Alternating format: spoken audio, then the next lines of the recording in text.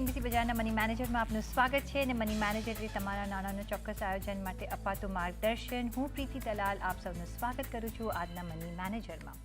ત્યારે મની મેનેજરમાં આપણે નાણાકીય આયોજન કઈ રીતે કરવું તેની વાત કરતા હોઈએ છીએ. નાણાકીય આયોજનના બેઝિક્સ અમે તમને સમયે સમયે યાદ પણ કરાવીએ છીએ.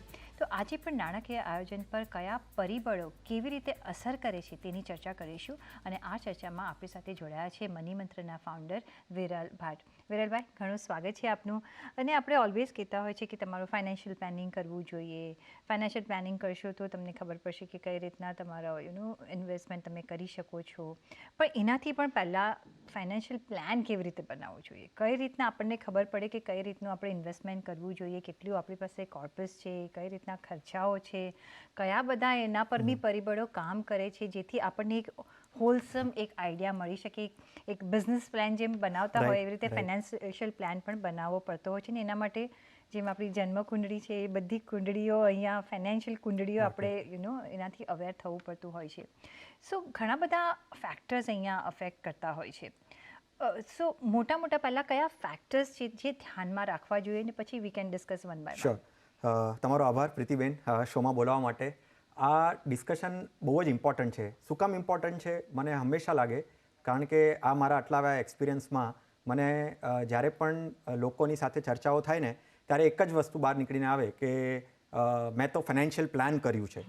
હવે સમજવા શું આવે ત્યારે એકચ્યુઅલી આમ જોવા જઈએ ને તો મેજોરિટી કેસીસમાં એ લોકોએ ફાઇનાન્શિયલ પ્લાન નથી કર્યું. એ લોકો ઇન્વેસ્ટમેન્ટ પ્લાનને જ ફાઇનાન્શિયલ પ્લાન સમજીને બેસે છે. હવે ઇન્વેસ્ટમેન્ટ પ્લાનિંગ અને ફાઇનાન્શિયલ પ્લાનિંગ બે અલગ સબ્જેક્ટ છે અને લોકોને એ સમજવું જોઈએ કે શું કામ અલગ છે. હવે જ્યારે આપણે ઇન્વેસ્ટમેન્ટ પ્લાનિંગની વાત કરીએ ને ત્યારે આપણે ઇન્વેસ્ટમેન્ટ કરતા હોઈએ છીએ, એક્ઝિક્યુટ કરતા હોઈએ છીએ, ક્યાં કરવું જોઈએ એ કરતા હોઈએ છીએ. અને જ્યારે ફાઇનાન્શિયલ પ્લાનિંગ કરતા હોઈએ છીએ ત્યારે ખાલી ઇન્વેસ્ટમેન્ટ નથી આવતું. ઇન્વેસ્ટમેન્ટ એક એનો પાર્ટ છે ફાઇનાન્શિયલ પ્લાનિંગનો, પણ ફાઇનાન્શિયલ પ્લાનિંગ ઇન્વેસ્ટમેન્ટ પ્લાનિંગ કરતાં પણ બહુ જ મોટો અને બ્રોડ સબ્જેક્ટ છે. હવે ડેફિનેટલી બ્રોડ સબ્જેક્ટ છે તો એમાં ઘણા એવા પરિબળો છે જે લોકોએ ધ્યાન રાખવા જોઈએ. અને મને લાગે છે કે કદાચ આ પરિબળો જ્યારે આપણે આજે ડિસ્કસ કરીએ છીએ ને તો લોકોને એક્ઝેક્ટલી ફાઇનાન્શિયલ પ્લાનિંગ શું છે, શું કામ કરવી જોઈએ અને એવા કયા પરિબળોને ધ્યાનમાં રાખવું જોઈએ, કયા એવા ફેક્ટર્સને ધ્યાનમાં રાખવું જોઈએ જ્યારે એ લોકો પ્લાન કરી રહ્યા છે as per financial planning. Absolutely. તો ઇન્વેસ્ટમેન્ટ પ્લાનિંગ આપણે બધા કરતા હોય છે ને પણ એની પહેલાંનો જે પ્રી સ્ટેપ છે એ છે ફાઇનાન્શિયલ પ્લાનિંગ. અને એનો જે પહેલાંનો પ્રી સ્ટેપ છે એ આજે આપણે ડિસ્કસ કરવાના છે કે કઈ રીતે ફાઇનાન્શિયલ પ્લાન્સ બનાવશું. કારણ કે આપણે ઘણી વાર વાત કરી છે કે ફાઇનાન્શિયલ પ્લાનિંગ કરો, ઇન્વેસ્ટમેન્ટ પ્લાનિંગ કરો, પણ અરે ભાઈ કઈ રીતના અમે કરીએ એ પણ જાણવાની જરૂરિયાત છે, રાઈટ? તો ફાઇનાન્શિયલ પ્લાનિંગની આપણે કઈ રીતના શરૂઆત કરી શકીએ. બેઝિક તો પહેલાં આપણે જે આપણું ઇન્કમ અને એક્સપેન્સીસ કે જેટલું આપણી પાસે આપણે ઇન્કમ આવે છે એમાંથી કેટલું એક્સપેન્સ થાય છે, શું કેટલું બચે છે, નથી બચતું, એ જાણવું જરૂરી છે. તો ફર્સ્ટ પોઈન્ટ શું ઇન્કમ ને એક્સપેન્સથી જ આપણે શરૂઆત કરવું જોઈએ? Yes, absolutely. આપણને જે ઇન્કમ આવી રહી છે આપણા બેંક એકાઉન્ટમાં, જે એકચ્યુઅલ ઇન્કમ આવી રહી છે એને સૌથી પહેલાં કન્સિડર કરવી જોઈએ. અને એકચ્યુઅલ ઇન્કમ આવી રહી છે તો આપણે પહેલાં ઇન્કમ જે આવી રહી છે એનું એનાલિસિસ કરવું જોઈએ. કઈ ઇન્કમો આવી રહી છે, બરાબર છે. મારી જે રેગ્યુલર હું અગર સેલેરાઇડ ઇન્કમ આવે છે એ જોવું પડશે. હું સેલેરાઇડ ઇન્કમ એના પછી હું કોઈ બિઝનેસ કરું છું. હવે બિઝનેસના તો ઘણા બધા સોર્સ હોઈ શકે, ઘણી બધી જગ્યાથી ઇન્કમ આવી જોઈએ, બરાબર છે. તો બિઝનેસ ઇન્કમના ક્લાસિફિકેશન આપણને કરવા પડશે. સેલેરી ઇન્કમ આવી રહી છે એવરી મંથ તો સેલેરી ઇન્કમની આપણે ક્લાસિફિકેશન કરવું પડશે. હવે સેલેરી ઇન્કમમાં આપણને કદાચ બોનસ આવતું હશે તો એ પણ એક ઇન્કમનો પાર્ટ છે, રાઈટ? હવે સપોઝ આપણે ઇન્વેસ્ટમેન્ટ કરી રહ્યા છે, બરાબર છે. ઇન્વેસ્ટમેન્ટ પ્લાનિંગ કરેલું છે, ઇન્વેસ્ટમેન્ટ કરી રહ્યા છે તો મે બી કદાચ આપણે સ્ટોક્સમાં કર્યું છે તો ડિવિડન્ડ આવી રહ્યું છે તો ડિવિડન્ડ એક ઇન્કમ થઈ ગઈ. આપણને એવું પણ હોઈ શકે કે કદાચ આપણા લાઈફમાં રેન્ટલ, આપણે કોઈ એવું ઘર હશે જેને રેન્ટ પર આપણે ચડાવ્યું છે તો રેન્ટ આવતું હશે. મે બી કદાચ રેસિડેન્શિયલ પ્રોપર્ટી હશે, કમર્શિયલ પ્રોપર્ટી હશે, રાઈટ? સો કહેવાની વાત અહીંયા ખાલી એ છે કે ઇન્કમને સૌથી પહેલાં કન્સિડર કરવું પડશે અને ઇન્કમના સોર્સિસ કેટલા છે, ક્યાંથી મને કેટલી બધી ઇન્કમ આવી રહી છે એ પહેલાં લિસ્ટ ડાઉન કરવું પડશે. અને એના પછી ઇન્કમ કરી નાખ્યું, બટ નેચરલ છે કે મારા ખર્ચાઓ ક્યાં થઈ રહ્યા છે. અને ખર્ચાઓ બહુ જ મેક્સિમમ લોકો છે ને ઇગ્નોર કરી રહ્યા છે કે ભાઈ ઇન્કમ આવી રહી છે એટલે મેં મારું ઇન્વેસ્ટમેન્ટ સ્ટાર્ટ કરી નાખ્યું, દેટ ઇઝ ગુડ. બટ સાથે સાથે મારા ખર્ચાઓ પણ ક્યાં થઈ રહ્યા છે. મને લાગે છે આ એક્સરસાઇઝ બહુ ઇમ્પોર્ટન્ટ છે. જ્યારે પણ તમે ફાઇનાન્શિયલ પ્લાનિંગ કરવા બેસો છો, ઇન્વેસ્ટમેન્ટ કરી નાખો છો ત્યારે આપણે વધારે કન્સિડર નથી કરતા, પણ જ્યારે આપણે ફાઇનાન્શિયલ પ્લાનિંગ કરે છે ત્યારે એક્સપેન્સીસને ધ્યાનમાં રાખવું બહુ જ જરૂરી છે.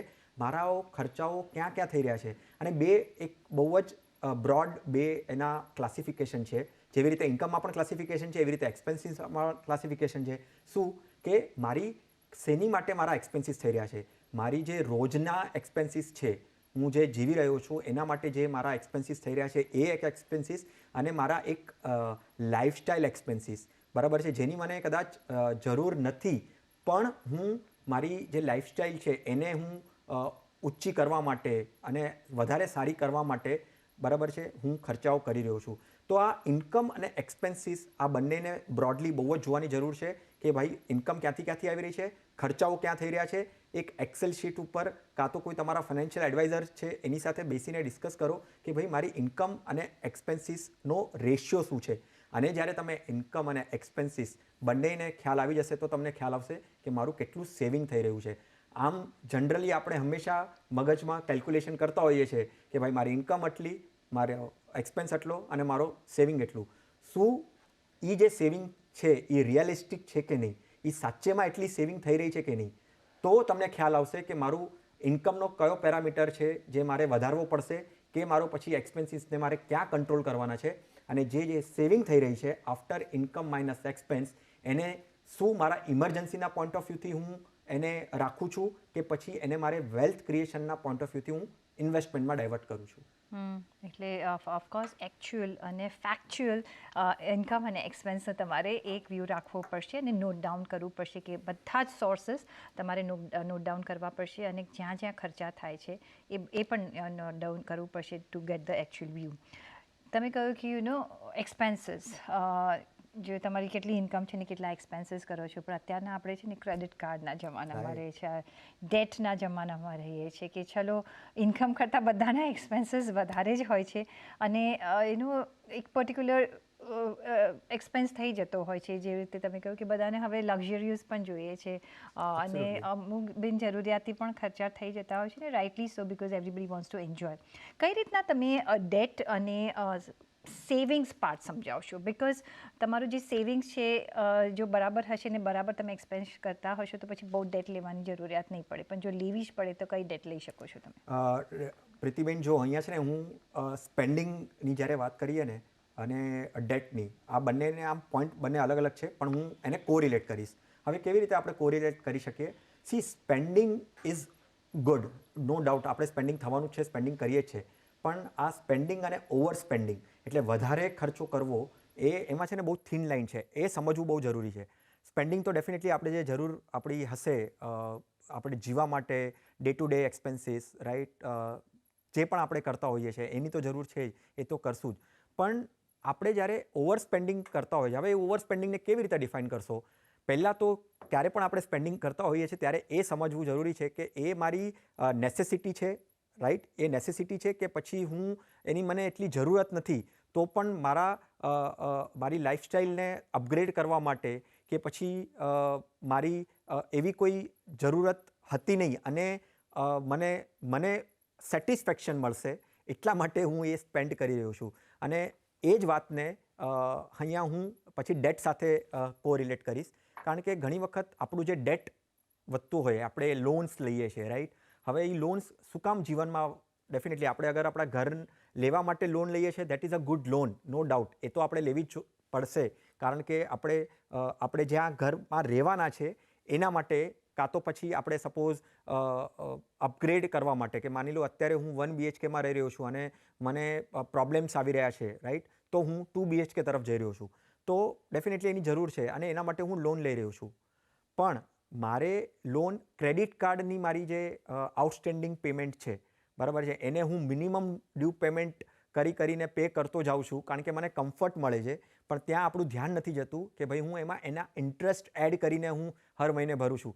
તો હવે મેં સ્પેન્ડિંગ કર્યું છે, બરાબર છે, ક્રેડિટ કાર્ડથી સ્પેન્ડિંગ કર્યું છે, અને એ સ્પેન્ડિંગને હું જે પે કરી રહ્યો છું એ હવે હું મારા ઇન્ટરેસ્ટને ધ્યાનમાં રાખીને પે કરતો જાઉં છું. તો મારું ડેટ વધતું જાય છે. સો સ્પેન્ડિંગને હેબિટને ધ્યાનમાં રાખવાની છે. સ્પેન્ડિંગ અને ઓવર સ્પેન્ડિંગમાં જે થિન લાઇન છે એને કેવી રીતે કંટ્રોલ કરશો એ ધ્યાનમાં રાખવાનું છે. અને એના સાથે સાથે તમે ડેટ તમારા ઓવરઓલ ફાઇનાન્શિયલ લાઈફમાં ઊભું કરો છો, પણ એ ડેટ કેટલું યોગ્ય છે, કેટલું ડેટ હોવું જોઈએ, ડેટ મેનેજમેન્ટ હોવું જોઈએ, એ તમારા ફાઇનાન્શિયલ પ્લાનિંગમાં બહુ જ મોટો ઇમ્પોર્ટન્ટ પાર્ટ રોલ કરવાનો છે. પણ હવે વાત કરીએ ઇન્વેસ્ટમેન્ટની, બિકોઝ ઇન્વેસ્ટમેન્ટ એટલે ગમે ત્યાં ઇન્વેસ્ટ નથી કરી શકતા. આપણે ઓલવેઝ કહેતા હોય છે કે ગોલ બેઝ ઇન્વેસ્ટમેન્ટ કરો, જેથી તમને જે પર્પઝ માટે તમે કરો છો એ તમને રાઇટલી ટાઈમલી જેટલા પૈસા જોઈએ છે એટલા તમને મળી રહે, પણ એમાં પણ રિસ્ક ઇન્વોલ્વ છે, તો એ પણ આઈડેન્ટિફાય કરવું ઘણું જરૂરી છે.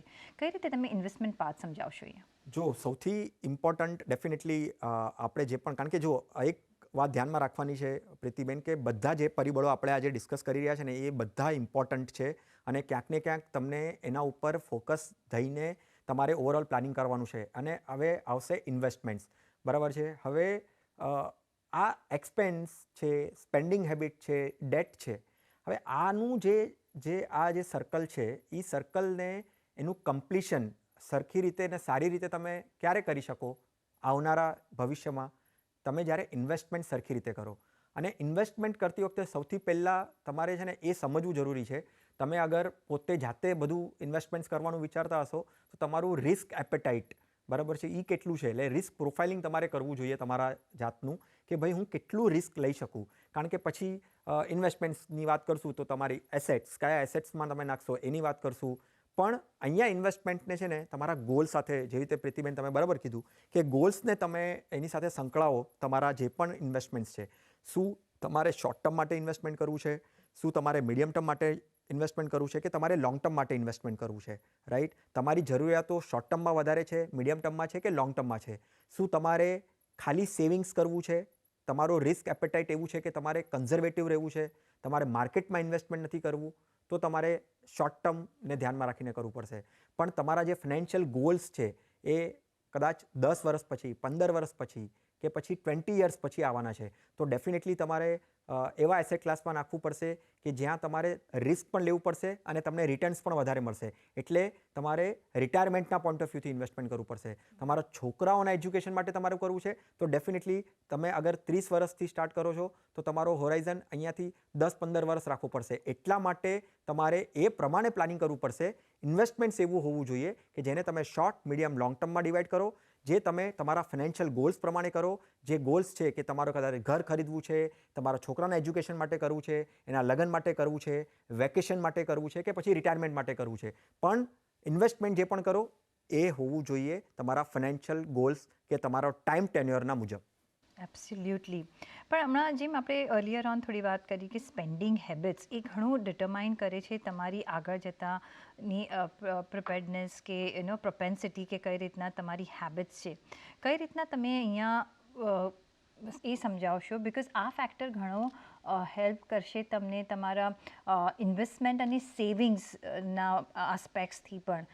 કઈ રીતના તમે આ સમજાવશો? ઘણી વખત શું થાય છે પ્રીતિબેન, કે લોકો, હવે આપણે એક ઓલું છે ને એનોલોજી છે કે આપણે પગ એટલા જ ફેલાવવા જોઈએ જેટલી આપણી ચાદર હોય, રાઈટ? હવે ઇન્વેસ્ટમેન્ટ્સ અને સ્પેન્ડિંગ, હવે સ્પેન્ડિંગ આપણે છે ને પ્રાયોરિટાઇઝ, એટલે હ્યુમન બિહેવિયર શું છે કે આપણે પહેલાં હંમેશા સ્પેન્ડ કરીએ છીએ અને પછી જે બચે ને એને આપણે સેવ અને ઇન્વેસ્ટ કરીએ છીએ. એકચ્યુઅલી ટેકનિકલી, ફંડામેન્ટલી જે પણ લઈએ, સૌથી પહેલાં આપણે ઇન્વેસ્ટ કરવું જોઈએ, અને ઇન્વેસ્ટમેન્ટ કર્યા પછી જે મારું બચે ને એને મારે સ્પેન્ડ કરવું જોઈએ. પણ અત્યારે લોકો, મેજોરિટી લોકો પહેલાં સ્પેન્ડ કરે છે અને પછી ઇન્વેસ્ટ કરે છે. ચલો માની લો એવી રીતે કરે છે, કરો, પણ સાથે સાથે તમારા જે ફાઇનાન્શિયલ ગોલ્સ જે છે ને, આપણે ઇન્વેસ્ટમેન્ટ્સની વાત કરતા હતા, એને તમે પ્રાયોરિટાઇઝ કરો કે ભાઈ સ્પેન્ડિંગ અને ઓવર સ્પેન્ડિંગ, આ જે થિન લાઇન છે ને એ તમે ક્યારે ઓવર સ્પેન્ડિંગમાં બદલાઈ જશે ને એ તમને ખબર નહીં પડે. હવે જેવી રીતે ફેસ્ટિવલ્સ આવી ગયો, કોઈ એવા તમને ઓફર્સ આવી ગઈ, હવે તમને જરૂર નહોતી કે મોંઘો મોબાઈલ લેવાનો છે, પણ ઠીક છે તમારા પિયર ગ્રુપ્સમાં કે એમાં તમે હંમેશા જુઓ છો લોકો વાતો કરે છે અને તમને લાગે છે કે ના ના યાર મારે તો લેવો પડશે, મારે મારી લાઈફસ્ટાઈલને અપગ્રેડ કરવી પડશે, મેં લઈ લીધો. પણ મારે 1 વર્ષમાં કે 2 વર્ષમાં મારી એવી પ્રાયોરિટીઝ છે કે જેમાં મારે એને પહેલાં એડ્રેસ કરવું જોઈતું હતું. તો આમાં પછી જેને પ્રોબ્લેમ્સ આવી જાય છે આપણા ફાઇનાન્શિયલ પ્લાનમાં. તો ખાલી વાત કહેવાની અહીંયા એ જ છે કે તમે સ્પેન્ડિંગ કરો પણ એને ઓવર સ્પેન્ડિંગમાં ક્યારે તમે બદલાઈ જશે ને તમને ખ્યાલ નહીં આવે. એટલે તમારે હંમેશા તમારા ફાઇનાન્શિયલ પ્લાનને ઇન્ટેક રાખવો પડશે અને જોતા રહેવું પડશે કે ભાઈ મારા જે ગોલ્સ છે એ ગોલ્સને હું પ્રાયોરિટાઇઝ કરીને હું અગર સ્પેન્ડિંગ કરીશ ને તો મને મારા ઇન્વેસ્ટમેન્ટ્સમાં વાંધો નહીં આવે. ઇમરજન્સી પ્રિપેર્ડનેસ તમે બધા રોકાણ કરો છો એ પહેલાં એક આપણે ઓલવેઝ કહેતા હોઈએ છીએ કે ગોલ્સ નક્કી કરો ને પછી ઇમરજન્સી અને ફંડ એક તમે બાજુ પર રાખો અને તમારી સિક્યોરિટી પર સે ઇન્સ્યોરન્સ તમે લઈ લો. આ બે આસ્પેક્ટ કઈ રીતના તમે સમજાવશો? ફાઇનાન્શિયલ પ્લાનિંગનો સૌથી પહેલો સ્ટેપ હોય છે કન્ટીજન્સી પ્લાનિંગ. કન્ટીજન્સી એટલે આપણે ઇમરજન્સીની વાત કરી રહ્યા છે. ઇમરજન્સી પ્લાનિંગ વગર ફાઇનાન્શિયલ પ્લાન અધૂરો છે. એટલે મીન્સ હું તો કહું છું કે તમે અગર ઇમરજન્સી પ્લાનિંગ નહીં કરી હોય ને તો ફાઇનાન્શિયલ પ્લાનિંગ કરી જ નથી એવું કહી શકાય. ઇમરજન્સી ક્યારે પણ આવી શકે છે, ખબર નથી આપણને ક્યારે આવી શકે, કેવી રીતે આવી શકે. તો એક સેટ અસાઇડ એક 3 to 6 months તમારી ઇન્કમનું લઈ લો કે પછી તમારું એક્સપેન્સીસનું લઈ લો. જેવી રીતે પણ તમારે પ્લાનિંગ કરવું છે પણ ઇમરજન્સીને ધ્યાનમાં રાખો. એનું એક ડેડિકેટેડ કોર્પસ હોવું જોઈએ કે ભાઈ એ કોર્પસમાંથી મારે જ્યારે પણ કોઈ એવી ઇમરજન્સી આવી, જોબ જતી રહી, બિઝનેસ સ્ટાર્ટ કરવો છે, કોઈ મેડિકલ ઇમરજન્સી આવી ગઈ. હવે મેડિકલ ઇમરજન્સીની વાત કરશું તો ઇમરજન્સી પ્લાનિંગમાં ઇન્સ્યોરન્સની વાત જે પ્રીતિબેને કીધું. હંમેશા ઇમરજન્સી ને ઇન્સ્યોરન્સ તમારું પ્રોપર હેલ્થ ઇન્સ્યોરન્સ હોવું જોઈએ. કારણ કે ફાઇનાન્સની મનીની વાત કરીએ ને ત્યારે જ્યારે ઇમરજન્સી આવે છે અને અગર તમારું હેલ્થ ઇન્સ્યોરન્સ નહીં હોય કે પછી ટર્મ ઇન્સ્યોરન્સ નહીં હોય તો તમને તમારા ઓવરઓલ ફાઇનાન્શિયલ લાઈફમાં બહુ મોટો ડેન્ટ પડે છે. તો એ ડેન્ટ ન પડવો જોઈએ, એ ખાડો ન પડવો જોઈએ. એમાં તમે કારણ કે ઘણી વખત એવું પણ થાય છે કે તમે પછી ડેટ એટલે તમને પૈસા લેવા પડે છે બહારથી. તો એ બધું વસ્તુ ન હોવું જોઈએ. એના માટે ઇમરજન્સી પ્લાનિંગ ઇમ્પોર્ટન્ટ છે. એબ્સોલ્યુટલી. અને જ્યારે આપણે આ એક વખત ફેક્ટર ઇન થઈ ગયું, આપણે અસાઇડ કરી લીધું એનું પ્લાનિંગ અને ઇમ્પ્લિમેન્ટ પણ કરવાનું છે ઓફકોર્સ. પણ ત્યારબાદ પછી જે તમારું છે એ ફાઇનાન્શિયલ ઓબ્જેક્ટિવ્સ છે. હવે બધા માટે ઓબ્જેક્ટિવ્સ અલગ અલગ હોય છે ને એક તમે કેટલા વર્ષના છો ને કઈ રીતના ખર્ચા તમે આગળ જતાં જોઈ રહ્યા છો, કઈ રીતના તમે ગોલ સેટઅપ કર્યા છે, એ ઓબ્જેક્ટિવ્સ તમારા એજ પ્રમાણે કઈ રીતના સેટઅપ કરવા જોઈએ? પ્રીતિબેન, બેસ્ટ સોલ્યુશન છે ફાઇનાન્શિયલ ઓબ્જેક્ટિવ્સની વાત કરીએ. ઘણી વખત છે ને જ્યારે પણ હું ચર્ચા કરતો હોઉં છું લોકો સાથે તો અરે ફાઇનાન્શિયલ ગોલ એટલે શું મને ખબર જ નથી પડતી. ફાઇનાન્શિયલ ગોલ જેવું કાંઈ હોય સિમ્પલ છે, સ્માર્ટ સ્ટ્રેટેજી છે. સ્માર્ટ સ્ટ્રેટેજી એટલે શું? સ્પેસિફિક હોવું જોઈએ કે તમારો ગોલ શું છે, બરાબર છે. એજ્યુકેશન માટે તમને પૈસા ઇન્વેસ્ટ કરવા છે, રિટાયરમેન્ટ માટે કરવા છે, સ્પેસિફિક. પછી મેજરેબલ હોવું જોઈએ.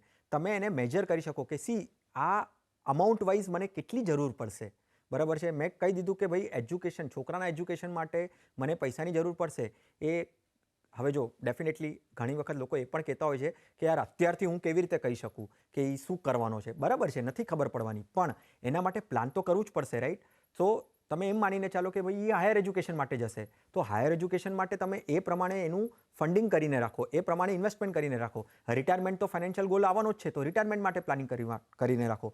કેટલી અમાઉન્ટની રિક્વાયરમેન્ટ પડશે એ મેજર કરો, રાઈટ. અને પછી એક હવે જો સ્માર્ટની સ્ટ્રેટેજી કહેતા હોય છે તો એ ટાર્ગેટ પ્રમાણે સ્માર્ટ સ્ટ્રેટેજી પ્રમાણે તમારે ફાઇનાન્શિયલ ઓબ્જેક્ટિવ્સને ડિફરન્ટ ટાઈમ હોરાઇઝન પ્રમાણે પણ એને તમારે એલોકેટ કરવું પડશે અને સ્ટ્રેટેજી બનાવવી પડશે.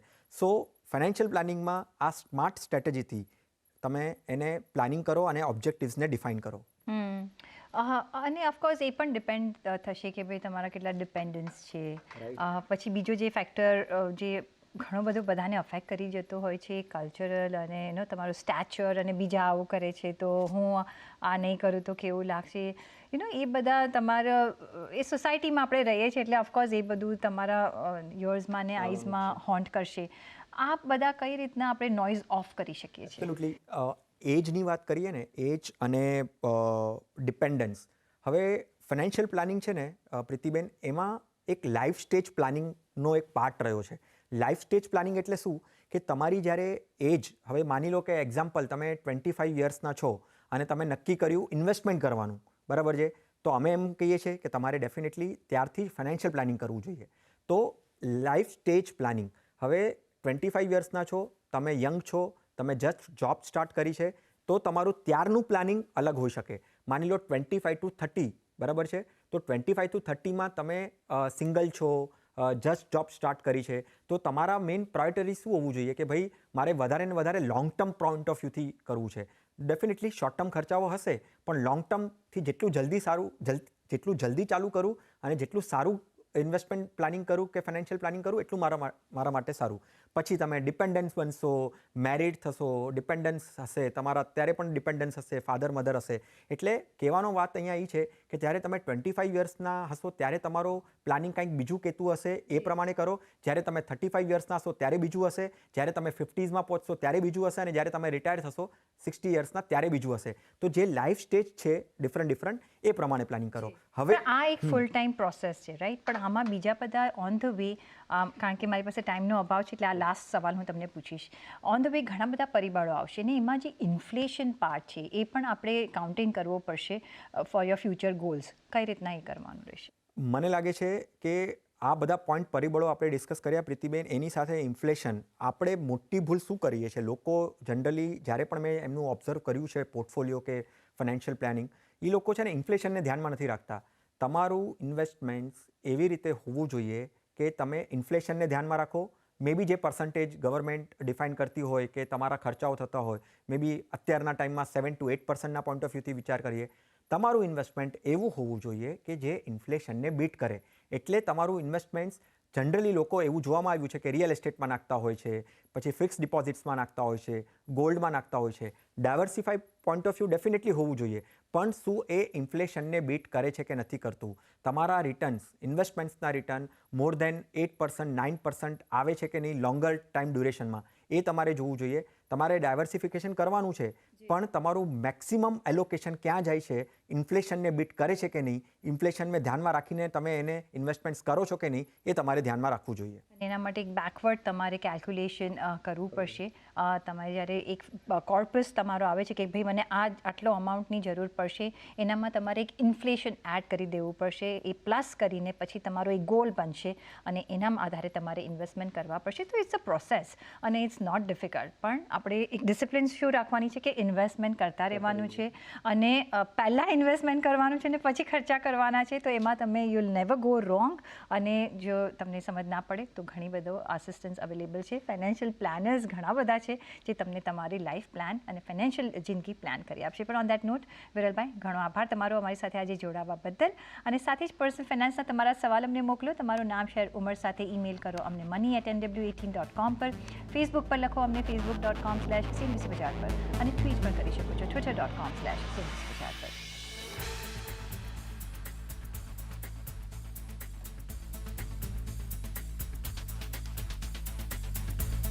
અને આ સાથે જ મની મેનેજરના એપિસોડમાં અત્યારે બસ આટલું જ. પાછા મળીશું નેક્સ્ટ એપિસોડમાં. ત્યાં સુધી આપશો રજા. નમસ્કાર.